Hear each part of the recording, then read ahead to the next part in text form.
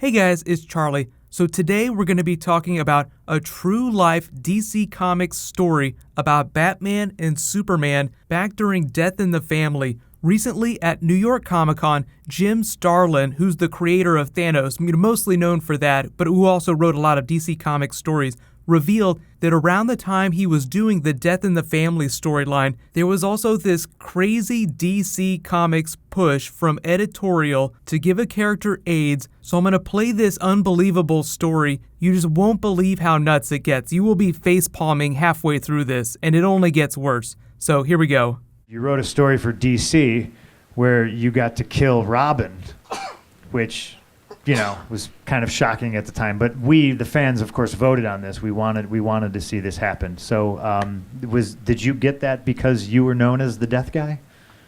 No, I got that because I thought going out and fighting crime in a gray and black outfit while you send out a kid in primary colors was kind of like child abuse.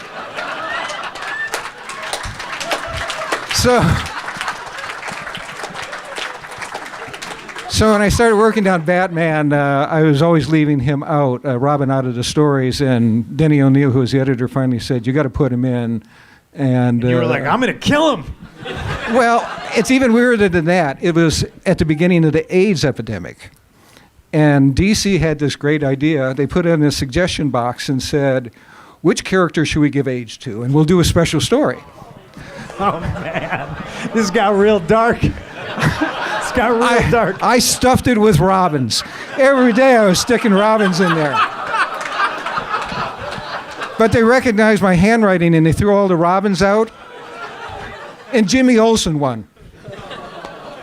And then they found out the actor who was playing Jimmy Olsen in those Superman movies was gay, and they abandoned the whole project. Whew! So that's the origin of that particular tale.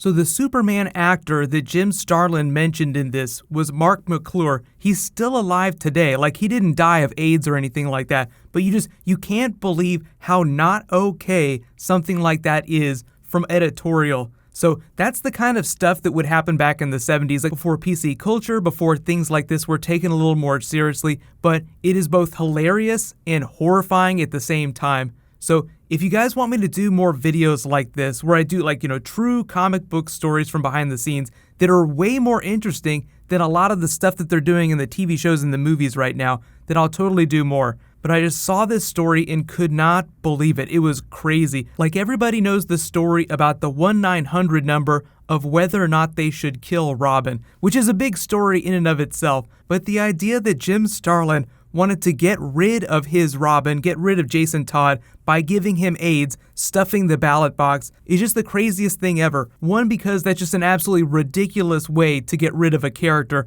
Two, because it's so completely inappropriate given what was happening in pop culture at the time with the AIDS epidemic. And as ridiculous as this all sounds, you have to remember that this is before Jeff Johns, Jim Lee came up in the ranks of DC, before a lot of the big names in comics that you're reading today even became creators. Most of them were little kids reading these stories when they were happening.